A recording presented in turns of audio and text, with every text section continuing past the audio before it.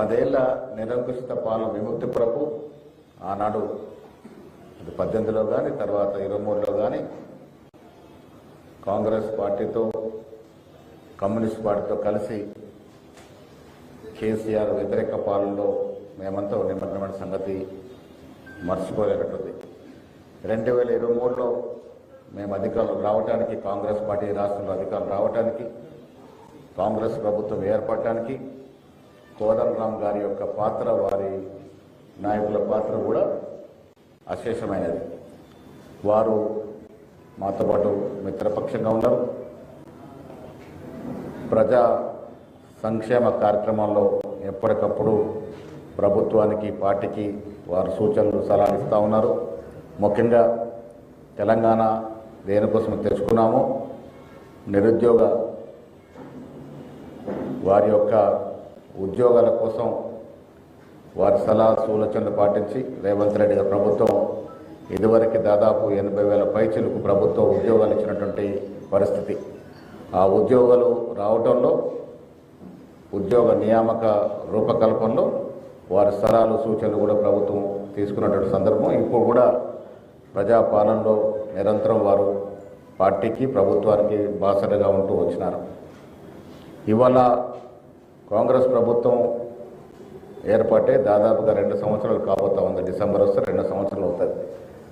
ఈ 2 ఏళ్ల పాలన కూడా ఆనాడు 2023కు మేము ఇచ్చినటువంటి వాగ్దానాలు, 6 గ్యారెంటీలు, దాంట్లో మెజారిటీ అంశాలు పూరింపుకు చేస్తున్న కృషి, ప్రజల ఆకాంక్షలకి, ప్రజల ఆశలకు అనుగుణంగానే ప్రభుత్వం పనిచేస్తూ ఉంది. దానిలో భాగంగానే ఇలా దాదాపు 80,000 పైచిలకు ప్రభుత్వ ఉద్యోగాలు ఇచ్చినాము, ఇంకా ఇస్తూ ఉన్నాం. మహిళలకు ఉచిత బస్సు కానీ, సన్నబియ్య కార్యక్రమం కానీ, ఇందిరా మహిళ కార్యక్రమం కానీ, బీదలకు రేషన్ కార్డులు ఇవ్వడం కానీ, రైతు భరోసా కానీ, రుణమాఫీ కానీ, ఇంటిగ్రేటెడ్ స్కూళ్ళు కానీ, అభివృద్ధులు, సంక్షేమంలో ప్రజల ఆకాంక్షలకు అనుగుణంగా ఈ ప్రభుత్వం పనిచేస్తూ ఉంది. మాకు చేదోడు బాదుడుగా అన్ని రకాలుగా ప్రొఫెసర్ కోదండం గారు, వారి బృందం సహకారం చేస్తూ ఉంది. ఇవాళ నేను ఇక్కడ ఆఫీస్కి రావడానికి కారణం, జూబ్లీస్ ఎన్నికల్లో వారి సంపూర్ణ మద్దతు మాకు కావాలని, అది కోరటానికి, వారికి విజ్ఞప్తి చేయడానికి నేను ఇక్కడ ఆఫీస్కి వచ్చినాను. ఈ యొక్క ప్రత్యేక పరిస్థితుల్లో జూబ్లీస్ ఎన్నిక జరుగుతూ ఉంది. అక్కడ ఉన్నటువంటి శాసనసభ చనిపోయిన ధర్మిల ఈ ఎన్నిక వచ్చింది. అక్కడ నిరంతరం ప్రజల్లో ఉండి ప్రజల కష్టసుఖాల్లో మమేకమై పాలు పంచుకున్నట్టు యువకుడికి, నవీన్ యాదవ్కి కాంగ్రెస్ పార్టీ అభ్యర్థిగా నిలిపింది.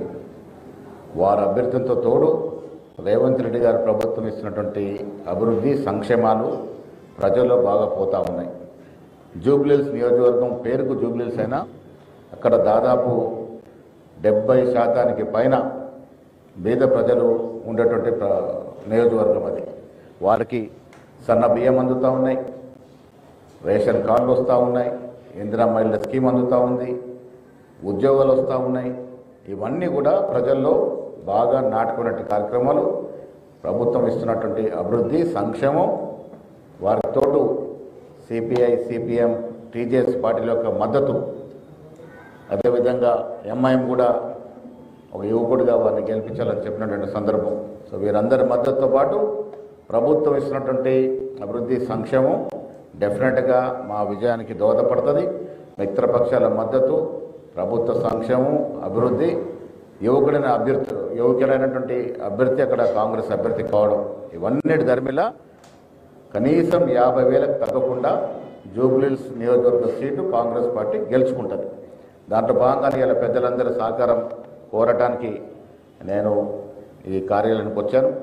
పెద్దలు కోదండరాం గారిని, అదేవిధంగా విశ్వేశ్వరరావు గారిని, వారితో ఉన్న పెద్దలందరినీ కూడా జూబ్లీహిల్స్ నియోజకవర్గంలో మీ వంతు సహకారం ఇవ్వాల్సిందిగా, మీ మద్దతు, సంపూర్ణ మద్దతు ప్రకటించాల్సిందిగా, వారికి ఉన్నటువంటి ఫాలోయింగ్ కానీ అక్కడ ఉన్నటువంటి వారి కార్యకర్తలు, వారి అనుచరులు అంతా కూడా నిమగ్నమై జూబ్లీహిల్స్లో కాంగ్రెస్ పార్టీ అభ్యర్థి విజయం కోసం కష్టపడాలని, వారి వంతు సహకారం అందించాలని ఈ సందర్భంగా మీ సమక్షంలో వారిని కోరుతా ఉన్నాను.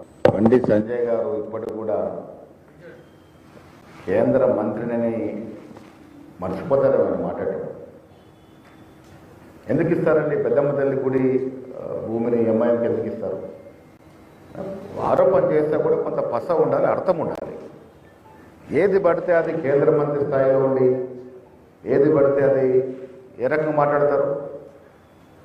అసలు సమాజంలో దేవుళ్ళ భూములు ఎంఐఎంకి ఇవ్వడం కానీ, మస్జిద్ల భూములు ఆర్ఎస్కి ఇవ్వడం కానీ సాధ్యమవుతుందా? ఏం మాట్లాడుతున్నాడు ఆయన? చట్టం తెలియక మాట్లాడుతున్నా, చట్టం తెలిసి మాట్లాడుతున్నాడా? పెద్దమ్మ తల్లి గుడి ఆనాడు పి జనార్దన్ రెడ్డి కాంగ్రెస్ సిఎల్పి నాయకుడు చేసినటువంటి మంత్రి, ఒక మాజీ మంత్రి డెవలప్ చేసినట్టు గుడి. అదొక దేవాలయానికి సంబంధించినటువంటి భూమి వేరెవరకు ఇస్తారని ఇటువంటి చిన్న చిన్న మాటలు మాట్లాడి ప్రజల యొక్క మభ్యపెట్టే ప్రయత్నం చేస్తారంటే కేంద్ర మంత్రి స్థాయికి తగదు. కాంగ్రెస్ పార్టీ పరిపూర్ణమైన లౌకికవాద పార్టీ.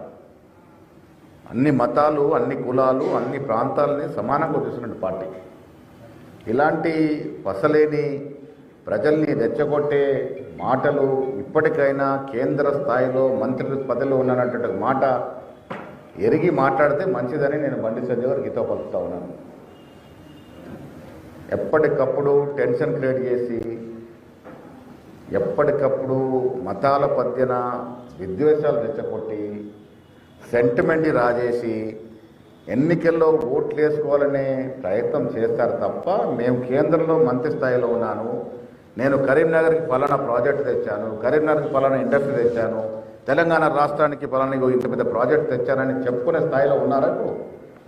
కేంద్ర మంత్రి స్థాయిలో ఉండి కూడా అవి మాట్లాడకుండా ప్రొద్దున లేస్తే దేవుళ్ళు, కులాలు, మతాలు ఇది మానుకుంటే మంచిది. కొత్త జనరేషన్ దీనికి వారు ధ్యాస పెట్టట్లే. కొత్త తరమంతా కూడా ఏ ప్రభుత్వం వచ్చినా మాకు ఎన్ని ఉద్యోగాలు ఇస్తారు, మా జీవన సరళి, జీవన పరిమాణాలు ఎలా మారుస్తారని ఆలోచిస్తాం తప్ప ఈ మతాలు, కులాల పిచ్చిలో పడరు. వచ్చే జనరేషన్ కన్నా మనం తగిన సమాచారం ఇస్తే మంచిదని ఏదో పలుకుతాం.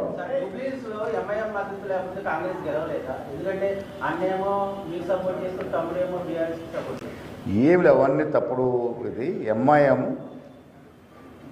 తెలంగాణలో కాంగ్రెస్ పార్టీ అధికారంలోకి వచ్చిన తర్వాత ఎంఐఎంకు ఉన్నటువంటి శాసనసభ్యులు మాకు మద్దతుగా ఉన్నారు. వారి రాష్ట్ర ప్రభుత్వం, రాష్ట్ర ముఖ్యమంత్రి రేవంత్ రెడ్డి చేస్తున్న అభివృద్ధి సంక్షేమాలపై సంతృప్తిగా ఉన్నారు.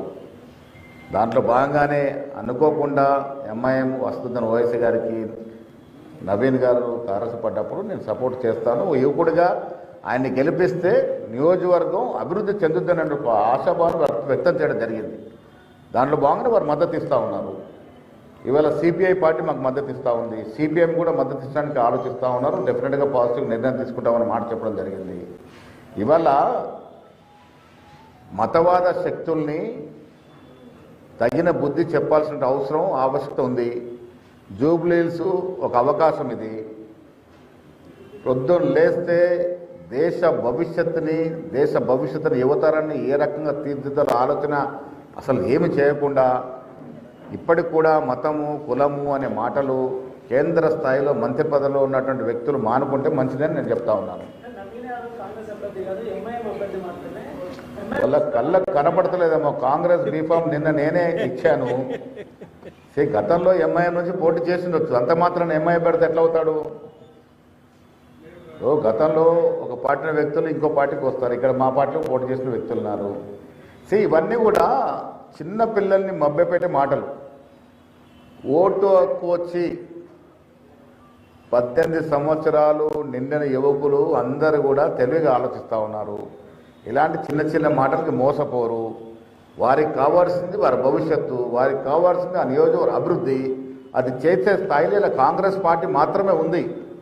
ఆ ఆలోచన కాంగ్రెస్ పార్టీ మాత్రమే చేస్తుంది. కాబట్టి యువకుల నుంచి మొదలు పెద్దలు, మహిళలందరూ కూడా కాంగ్రెస్ పార్టీకి ఓటేయడానికి సిద్ధంగా ఉన్నారు. అసలైన తొలి వెలుగు. ఫాలో వాట్సాప్ @తొలి వెలుగు official.